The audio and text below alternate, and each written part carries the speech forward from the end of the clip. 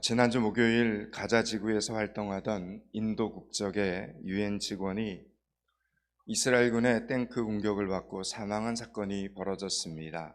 처참하게 불에 탄 차량의 모습이 공개되었는데 저의 주목을 끈 것은 그 현장에 있던 어린이 2명의 공포에 질린 얼굴 그 모습이었습니다.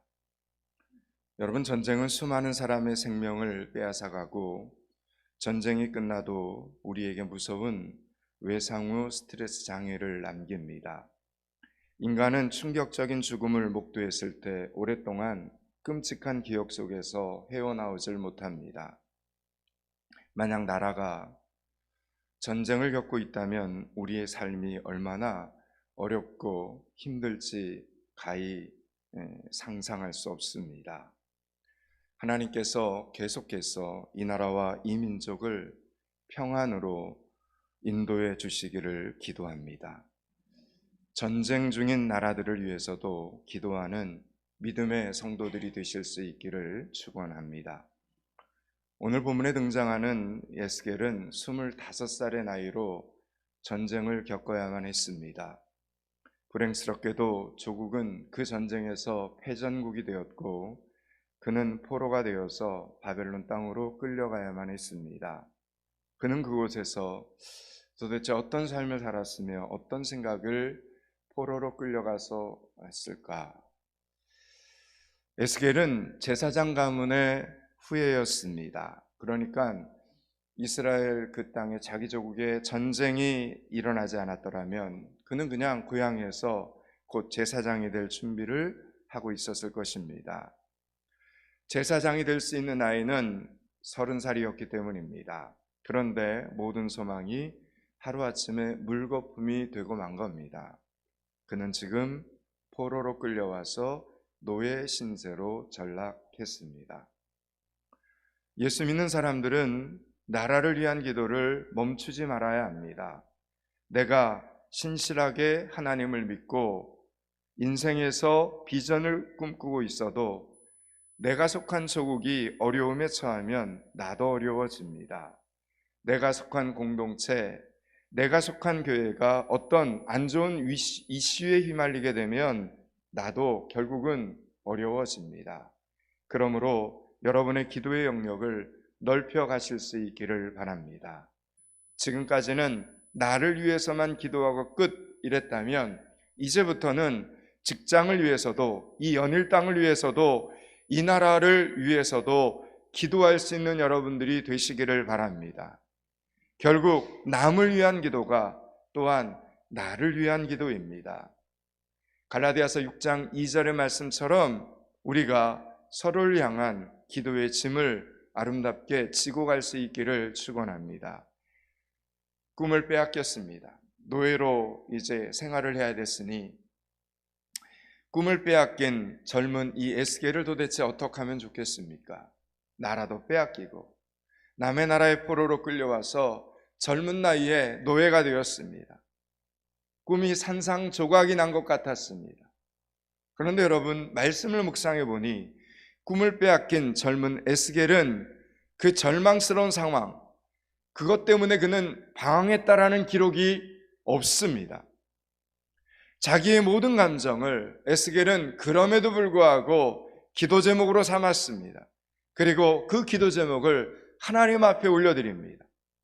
그렇게 기도의 선한 싸움을 싸운 지 5년째 되던 해 드디어 그에게 하나님의 말씀이 임하기 시작을 합니다.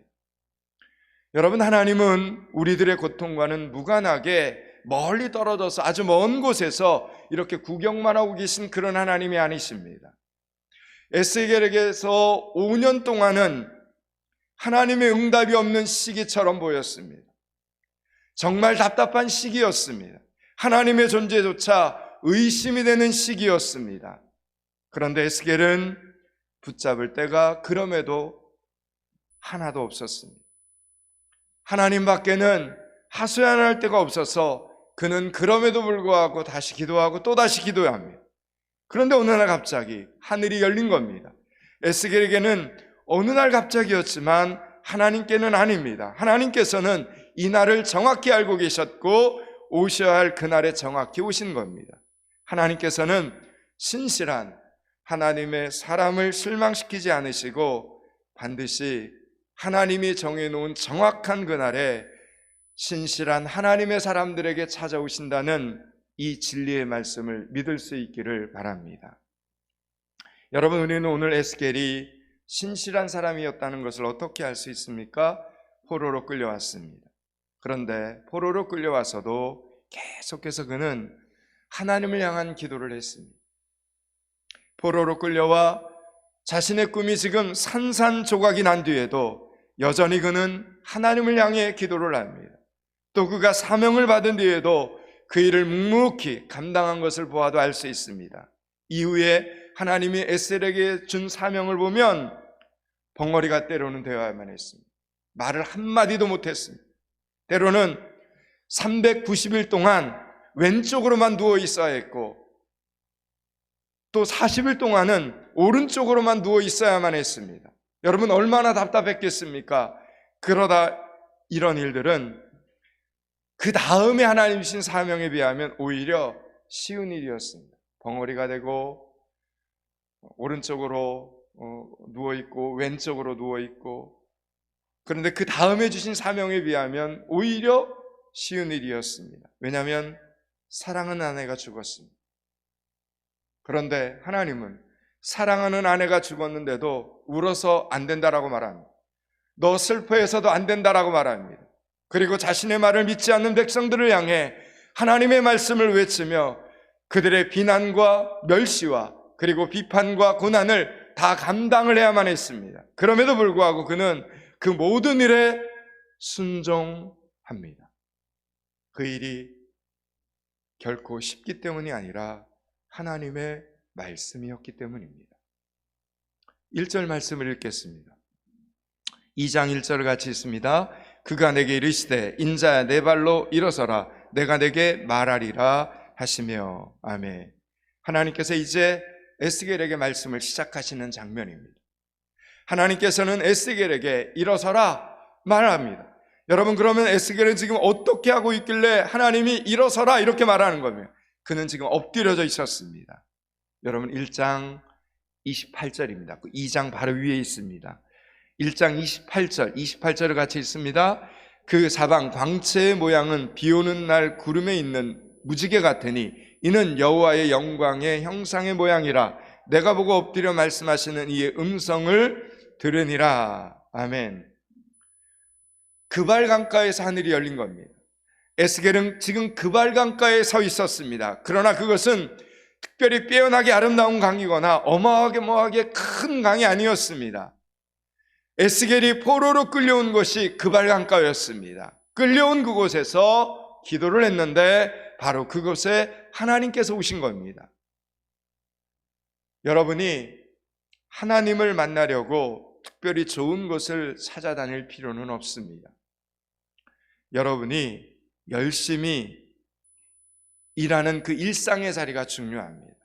여러분이 예배드리는 교회, 여러분이 잠을 자는 집, 여러분이 공부하고 있는 학교, 여러분이 일하고 있는 직장, 그 자리에서 열심히 할 일을 하면 하나님은 하나님의 시간대에 정확하게 여러분을 만나주시는 것을 믿으라라는 이야기입니다. 여러분, 그 자리에 전지전능하신 하나님이 정확하게 찾아오십니다. 하나님의 임재 앞에서 오늘 에스겔은 고개를 빳빳이 들고 다리를 꼬고 앉아 있을 수가 없었습니다.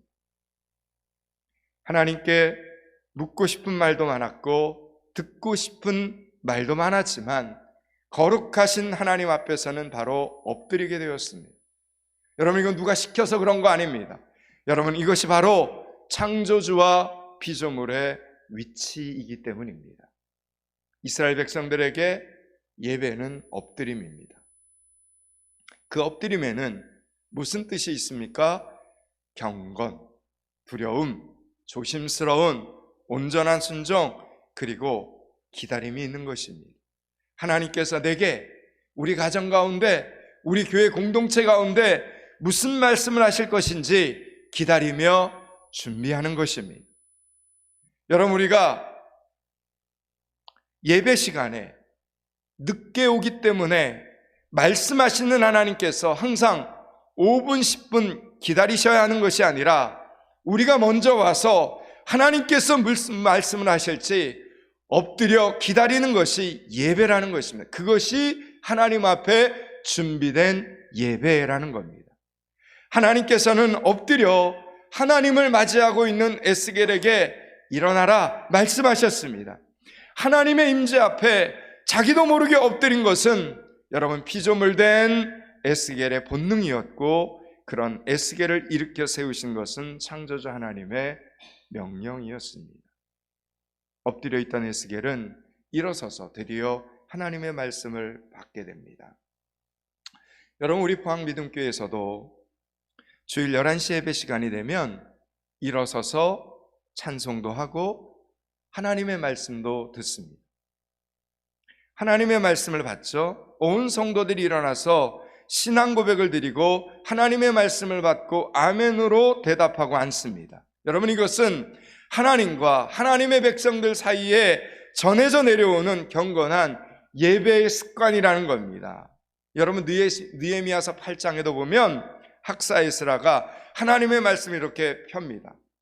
성전에서 하나님의 말씀을 이렇게 폈을 때 펴는 순간 모든 이스라엘 백성들이 일어나서 하나님의 말씀을 받게 됩니다. 그들은 예배를 시작할 때는 먼저 몸을 굽힙니다. 그리고 땅에 얼굴을 대고 하나님을 경배합니다. 그리고 말씀을 듣는 순간에는 다 같이 일어나서 주시는 말씀 앞에 아멘으로 화답을 하게 됩니다. 이렇게 일어나서 하나님의 말씀을 받는 것에는 두 가지 의미가 있습니다. 첫째는 겸손입니다. 겸손.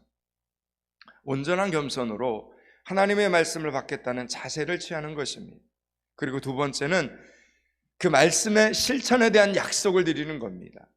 지금 받은 말씀을 가지고 세상 가운데로 나가 내 삶의 자리에서 하나님 그 말씀 그대로 살겠다, 이런 결단을 나타내는 것입니다. 이렇게 우리의 예배 순서에는 경건과 형식이라는 것이 있습니다. 이 두 가지 다 중요한 것입니다.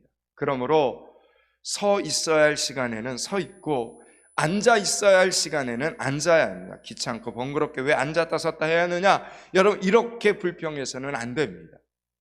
여러분, 성경에서 가장 마지막 책은 우리가 잘 아는 것처럼 요한계시록입니다.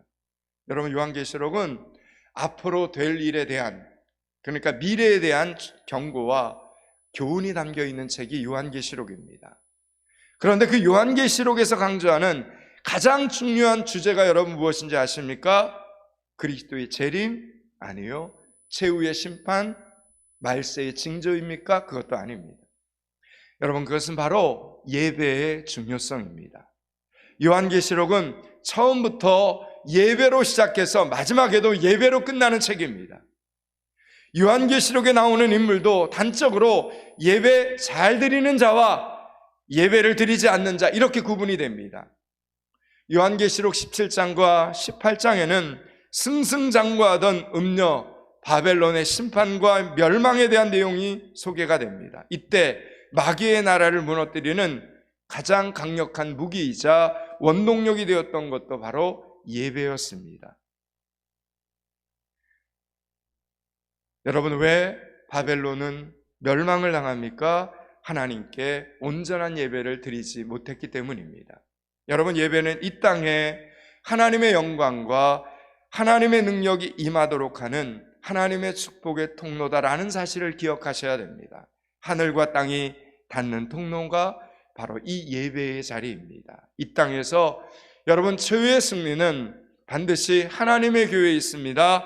최후의 승리가 교회에 있는 까닭은 교회에 예배가 있기 때문입니다. 그러므로 우리는 병들었든지 실패했든지 시험에 들었든지 간에 반드시 예배만큼은 굳세게 붙잡아야 되는 사람들임을 기억하시기 바랍니다. 여러분, 그토록 많은 교회에서 지금 대한민국만 해도 여러분, 그토록 많은 교회에서 그토록 많은 예배를 드렸는데 그럼에도 불구하고 왜 이 땅에서 하나님의 말씀이 강한 영향력을 발휘하지 못하는 것일까요? 여러분, 예배에는 하나님께서 받으시는 예배가 있고 하나님께서 받지 않으시는 예배가 있기 때문입니다. 여러분, 구약의 이스라엘 백성들은 하나님께서 무조건 제사를 좋아하신다 이렇게 생각을 했습니다. 그래서 하나님께서 제사를 너무 좋아하신 나머지 어떤 사람이든 어떤 상태로 와서 예배를 드리든 하나님이 그냥 다 기뻐하신다, 이렇게 구약의 이스라엘 백성들은 그렇게 생각을 했습니다. 그런데 이사야 선지자의 경고는 그렇지 않습니다. 이사야서 1장 이하에 보니까 이런 말씀이 기록되어 있습니다. 여호와께서 말씀하시되 너희의 무수한 재물이 내게 무슨 유익이 있느냐? 너희가 내 앞에 보이려 오니 그것은 누가 너희에게 요구하였느냐? 내 땅만 밟을 뿐이니라. 헛된 재물을 다시 가져오지 말라. 성회와 아울러 악을 행하는 것을 내가 견디지 못하겠노라, 이렇게 말합니다. 성회와 아울러 악을 행하는 것을 내가 견디지 못하겠노라, 이렇게 말합니다. 여러분, 하나님께서는 한쪽 손으로 예배를 드리면서 한쪽 손으로는 악을 행하는 것을 싫어하시는 하나님이다라는 이야기입니다. 하나님을 찬양하는 그 입으로 속이고 빼앗고 욕하는 것을 우리 하나님은 결코 용납하지 않으십니다. 당연하지 않겠습니까? 우리 하나님은 거룩하신 분이시기 때문입니다. 하나님께서는 아벨이 드린 제물은 받으셨지만 가인과 그 제물은 받지 않으셨습니다. 제물도 중요하고 형식도 중요합니다. 그러나 가장 중요한 것은 바로 예배자 자신이라는 겁니다. 여러분이 예배 시간에 늦을 수밖에 없는 절대적인 이유를 가지고 있다면 하나님께서는 여러분의 사정을 이해하시고 오히려 위로하시면서 그 상황이 바뀔 수 있도록 도우십니다. 그러나 예배 시간에 늦고 예배를 드리지 않는 것이 예배자의 게으름 때문이라면 예배자가 변해야 합니다. 하나님께서 받으시는 예배를 드리는 사람이 먼저 알고 있기 때문입니다. 여러분, 아벨도 자신의 예배를 하나님께서 기쁘게 받으시는 것을 알았습니다. 예배를 드리는 순간 하나님께서 그를 찾아와 만나주시고 말할 수 없는 감동과 기쁨으로 은혜를 주셨기 때문입니다. 예배를 드릴 때 나에게 성령께서 지금 개입하고 있다는 것을 느낄 수 있었습니다. 여러분, 이것이 바로 준비된 예배자들의 영광임을 믿으시기 바랍니다. 여러분, 가인도 하나님께서 지금 자신의 예배를 받지 않으셨다는 것을 알았습니다. 남이 말해줘야 하는 것이 아닙니다. 자신이 스스로 알게 됩니다. 하나님께서 나에게 은혜를 주시는지, 내가 하나님의 말씀으로 변하고 있는지 말하지 않아도 아는 것입니다. 그래서 여러분, 참된 예배는 언제나 은혜로 다가옵니다. 은혜로. 그래서요, 찬양을 불러도 은혜가 되고요, 찬양을 들어도 은혜가 되고요, 기도를 해도 은혜가 되고요, 기도를 들어도 은혜가 됩니다. 말씀을 읽어도 은혜가 되고 말씀을 들어도 은혜가 되는 겁니다. 여러분, 참된 예배자들은 하나님의 은혜 가운데 있게 됩니다. 기억하십시오. 참된 예배는 은혜로 다가옵니다. 그 은혜는 반드시 내 행동의 변화를 그 다음에 가져옵니다. 그러므로 내가 여전히 변하지 않고 있다면, 하나님의 말씀과 내 삶이 일치하지 않는데도 어떤 의문도 들지 않고 고민도 없고 아무렇지도 않다면 여러분은 지금 은혜에 있어서 막혀 있는 것입니다. 가인이 동생 아벨을 죽이는 범죄를 여러분 언제 저질렀습니까? 잘못된 예배 이후였습니다. 예배를 통해서 은혜를 받지 못하면 은혜 받고 내가 변해야 하는데, 그러지 못하면 살인자가 될 수도 있는 겁니다. 나를 시험 들게 하든지 아니면 남을 시험 들게 만드는 것입니다. 때문에 여러분, 예배를 두려워하셔야 됩니다. 예배는 그만큼 중요하고 거룩하고 생명이 있는 자리이기 때문입니다. 4절과 5절 말씀을 보겠습니다. 오늘 보면 2장 4절 5절을 같이 읽습니다. 이 자손은 얼굴이 뻔뻔하고 마음이 굳은 자니라. 내가 너를 그들에게 보내노니 너는 그들에게 이르기를 주 여호와의 말씀이 이러하시다 하라.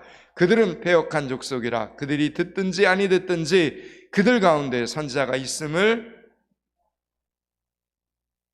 사람들이 하나님의 말씀을 들을지 아니 들을지 하나님은 아십니다. 이 패역한 무리들이 하나님의 말씀을 거절할 것도 하나님은 아십니다. 그런데 그럼에도 불구하고 하나님은 에스겔을 그들 가운데로 지금 보내는 겁니다. 말씀하십니다. 듣든지 아니 듣든지 그것은 그들 자신이 내 앞에서 책임져야 할 사실이다. 적어도 너는 내가 주는 이 하나님의 나의 말씀을 전하는 책임을 다하라. 이렇게 하나님이 에스겔에게 말하는 겁니다. 다시 말하면 결과를 의식하기보다는 나를 보내신 하나님의 의도를 따라 하나님의 말씀을 전하는 책임 앞에 뭐 하라는 겁니까? 충성하라는 겁니다. 순종하라는 겁니다. 여러분, 우리는 우리의 사역을 결과에 의해서 평가하려는 유혹들을 많이 받습니다. 여러분, 전도할 때도 마찬가지죠. 우리가 전도에 대한 결과를 의식하게 되면 어떻게 되는 겁니까?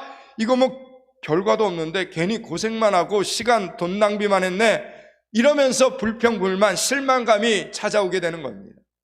여러분, 그러나 전도를 하는 가장 중요한 이유는 결과를 얻기 위해서가 아닙니다. 물론 결과가 있는 것은 아름다운 일입니다. 또 결과가 있도록 하나님께서 역사하시고 축복도 하십니다. 그러나 기억하십시오.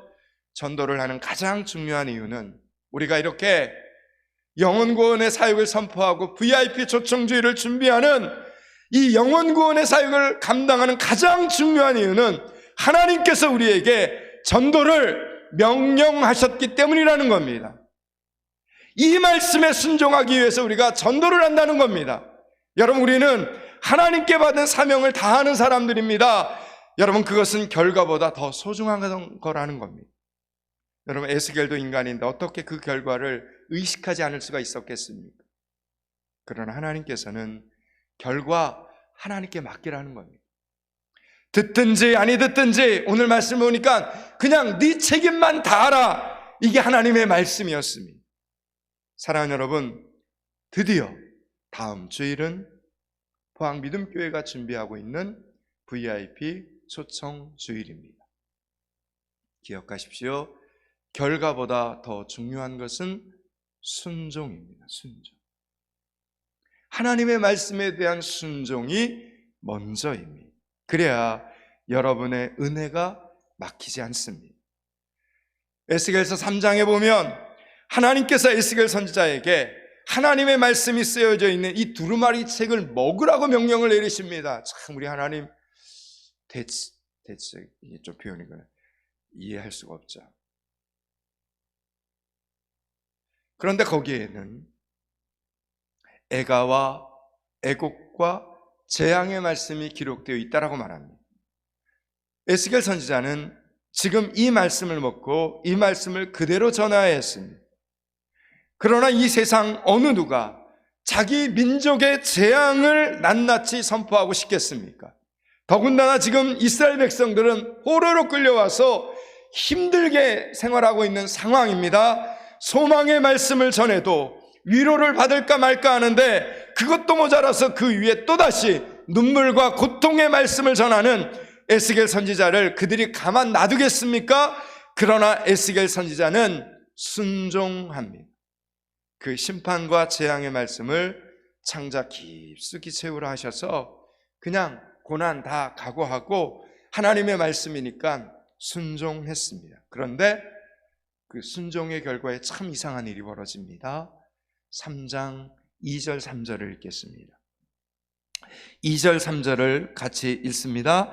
내가 입을 벌리니 그가 그 두루마리를 내게 먹이시며 내게 이르시되 인자야 내가 내게 주는 이 두루마리를 내 배에 넣으며 내 창자에 채우라 하시기에 내가 먹으니 그것이 내 입에서 달기가 꿀 같더라. 아멘. 분명히 피하고 싶은 일이었습니다. 심판의 말씀, 재앙의 말씀이었습니다. 그런데 이 말씀을 삼킨 결과 꿀같이 달았습니다. 왜 그런 것입니까? 여러분, 순종에는 즐거움이 있기 때문입니다. 순종에는 희락이 있기 때문입니다. 순종에는 기쁨이 있기 때문입니다. 지금 고난을 각오하고 죽음을 각오하고 그냥 하나님의 말씀을 아멘으로 받았더니 입이 달아졌습니다. 말씀에 순종하는 사람들에게는 이렇게 고난보다 더 큰 하나님이 주시는 놀라운 즐거움이 찾아오게 된다라는 이야기입니다. 순종하는 에스겔을 통하여 하나님은 일을 시작하십니다.